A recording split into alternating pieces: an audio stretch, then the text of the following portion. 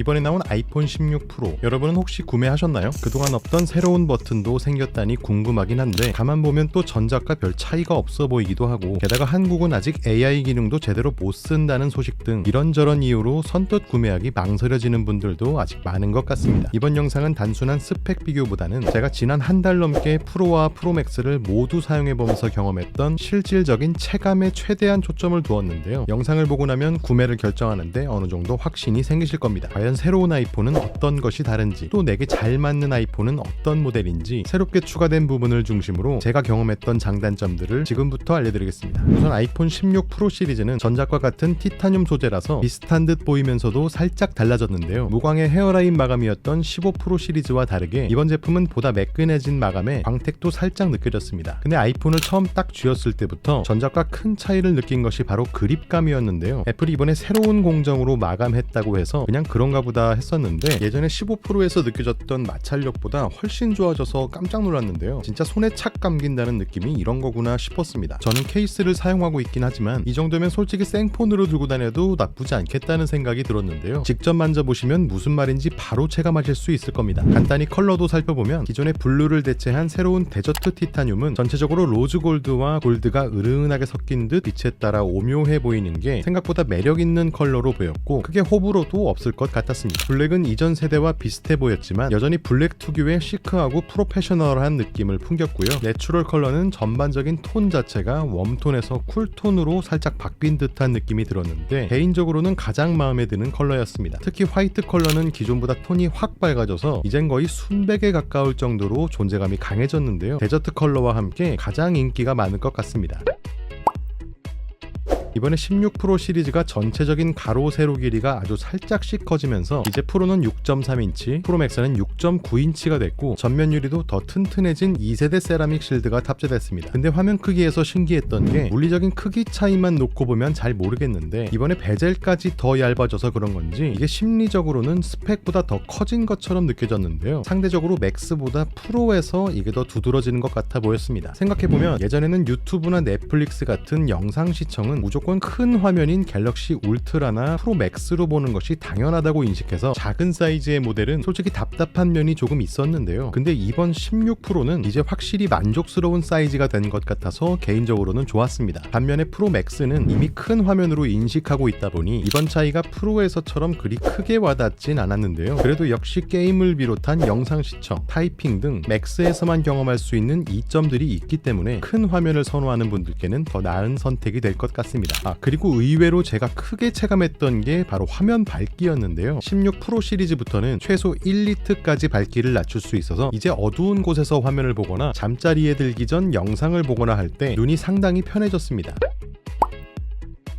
앞서 설명드렸던 디스플레이와 달리 무게에서는 두 제품의 체감이 정반대였는데요. 특히 이번 프로 모델은 12g이 늘어나서 그런 건지 손으로 쥐었을 때의 느낌은 15 프로 때보다 조금 묵직했습니다. 그래도 예전 14 프로 때처럼 한 손 사용이 부담스러울 정도의 묵직함까지는 아니었고요. 휴대성의 마지노선이라고 느껴지는 영역을 아슬아슬하게 넘지 않은 그런 느낌이어서 개인적으로는 16 프로의 무게가 크게 불만으로 느껴지진 않았습니다. 그에 비해 프로 맥스에서는 느낌이 조금 달랐는데요. 기본적으로 무게감이 있다 보니 손에 쥐었을 때 더 무거워졌다는 생각이 들지 않았습니다. 물론 15 프로 맥스 때만큼 가벼운 건 아니지만 6g이면 카드 한 장 정도의 차이라서 솔직히 무게 걱정 때문에 구매를 망설일 필요까지는 없을 것 같았는데요. 그래도 가능하면 가벼운 케이스를 쓰는 게 낫겠다는 생각은 들었습니다. 이번에 사이즈가 커지면서 동시에 늘어난 배터리도 일상에서 크게 체감됐습니다. 전작인 15 프로 시리즈는 발열을 비롯한 배터리 소모가 빠른 편이어서 거의 필수적으로 보조 배터리를 함께 챙겨나가는 분들이 많았는데요. 제가 완충 상태로 오전 8시부터 오후 7시까지 업무를 마치고 귀가해서 확인해보면 평균적으로 16 프로의 배터리는 약 30% 이상, 프로 맥스는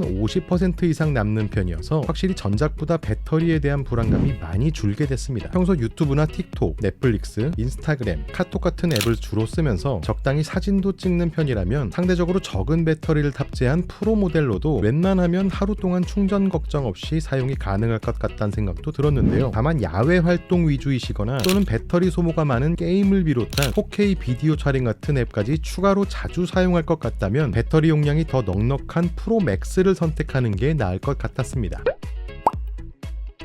스마트폰에서 중요하게 고려하는 부분 중 하나가 바로 카메라일 텐데요. 그동안 맥스만의 상징이었던 5배 줌 렌즈가 프로에도 탑재되면서 이제 두 모델의 카메라 스펙이 동일해졌습니다. 근데 생각해보면 일반 사용자분들이 일상에서 카메라 줌을 2배 넘게 당겨 쓰는 상황이 자주 있는 편은 아닌데요. 콘서트나 경기 관람 등의 특별한 상황들을 제외하면 평소 고배율 렌즈의 필요성을 거의 느끼지 못하다 보니 결국 시간이 지날수록 예전 3배 줌 때보다 더 안 쓰게 되는 것 같았습니다. 그래도 이번에 한 가지 마음에 들었던 건 사진 앱의 스타일이라는 기능이었는데요. 이전 모델까지는 사진을 편집할 때 수정이 필요한 항목에 일일이 들어가서 수정해야만 했는데 이제는 이 스타일 메뉴에서 간편하게 톤과 색상을 변경할 수 있다 보니 편의성 측면에서는 꽤 쓸만한 업데이트라고 느꼈습니다. 그리고 아이폰에는 처음으로 4K 120프레임 촬영을 지원하고 스튜디오급 마이크 4개가 탑재된 것을 비롯해 오디오 믹스 등도 새롭게 들어갔다고 하는데요. 물론 이것들이 영상 촬영 비중이 높거나 전문적으로 다루는 분들 입장에서는 꽤 흥미로운 기능일 것도 같은데 일반 사용자의 입장에서는 특별한 상황을 제외하면 솔직히 일상에서 자주 찾는 기능으로 인식되진 않았습니다. 결국 전반적으로 봤을 때 16 프로의 카메라는 하드웨어적으로 눈에 띄는 추가나 개선보다 새로 탑재된 A18 프로 칩셋으로 얻은 성능 향상폭을 소프트웨어 기능 쪽에 더 많이 집중한 업데이트라고 저는 느꼈습니다. 제가 사실 16 시리즈에서 가장 궁금했던 건 카메라 컨트롤 버튼이었는데요. 결론부터 얘기 드리면 프로 모델에서는 그나마 쓸만했고 프로 맥스에서는 거의 사용하지 않았습니다. 물리적으로 눌리면서도 포스 터치를 지원해서 카메라 앱 실행을 비롯해 촬영에 필요한 메뉴를 활성시키거나 좌우 슬라이딩으로 줌이나 노출값 등을 조절할 수 있었습니다. 여기서는 제가 물리적으로 체감했던 두 가지가 있었는데요. 첫 번째는 버튼 자체가 평평한 구조로 돼 있다 보니까 이 손가락의 감각만으로 버튼을 찾아 누르는 게 생각보다 꽤 번거로웠던 게 있었고요. 두 번째는 압력에 관한 건데 버튼을 완전히 누르려면 어느 정도는 손가락의 힘을 의식적으로 조금 줘야 하거든요. 근데 이게 생각보다 조금 뻑뻑한 편이라서 손가락을 버튼 정중앙에 정확히 위치시키지 않으면 전반적인 사용 경험이 급격히 떨어지는 걸 느꼈습니다. 특히 사진을 촬영하려고 버튼을 누르는 순간순간마다 일정 이상으로 힘을 주다 보니까 초점이 틀어져 버리는 경우가 많았는데요. 이러다 보니까 그냥 화면 내에 있는 터치 버튼을 눌러 촬영하는 것이 훨씬 빠르고 안정적으로 느껴졌습니다. 물론 새로운 사용자 경험을 위해 추가된 버튼이기도 하고 작년부터 추가된 액션 버튼처럼 자주 눌러보다 보면 적응할 테니까 괜찮겠지 하는 생각이 들기도 했지만 아직까진 기존처럼 화면을 직접 터치해 촬영하는 것이 훨씬 더 편하다는 생각이 드는 건 어쩔 수 없었습니다. 결론적으로 이 카메라 컨트롤 버튼이 전반적인 카메라 사용 환경에서 얼마나 자주 쓰일지에 대해서는 여전히 물음표지만 애플이 올해 내로 반셔터 기능을 추가할 예정이라 한편으론 기대가 되기도 하는데요. 일단 현 시점에서만 놓고 보면 일상에서 빠르게 카메라를 켜야 하는 순간에 그나마 자주 쓰이지 않을까 싶습니다. 이번 16 프로 시리즈는 디자인부터 디스플레이, 카메라 기능에 이르기까지 여러 면에서 이전 모델과 차별화를 두고 새로운 사용자 경험을 제시하려고 노력한 흔적들이 보였는데요. 특히 화면 크기가 커지고 베젤이 얇아지면서 몰입감이 확실히 더해졌고 달라진 마감 처리로 그립감을 높이는 등 새로운 느낌을 주려는 애플의 의도가 느껴지기도 했습니다. 결론적으로 컴팩트한 사이즈와 기능성의 균형을 찾고 계신다면 저는 프로 모델을 추천드리고 싶고요. 보다 큰 화면에서의 몰입감과 배터리 성능을 최대한 누리고 싶고 게임이나 미디어 소비가 많다면 프로 맥스가 확실히 더 만족스러운 선택이 될 거라고 생각합니다. 여러분이 지금 사용 중인 기기가 14 프로 시리즈 혹은 그 이전 모델이라면 USB-C 포트를 비롯한 액션 버튼, 카메라 컨트롤 버튼, 화면 크기 및 배터리 증가, 그리고 A18 프로 칩으로 인한 성능 향상 등이 꽤 매력적인 업그레이드로 느껴질 겁니다. 근데 만약 15 프로 시리즈를 사용 중인 상황이라면 적어도 현 시점에서는 만족감을 적게 느낄 가능성이 크기 때문에 애플 인텔리전스의 한국어 버전이 출시된 후에 다시 고려해보거나 차라리 다음 세대를 노려보는 것이 더 현명할 수도 있다고 생각합니다. 지금까지 테크포인트였고요. 혹시 궁금한 점이나 고민되는 부분이 있다면 아래 댓글 남겨주세요. 감사합니다.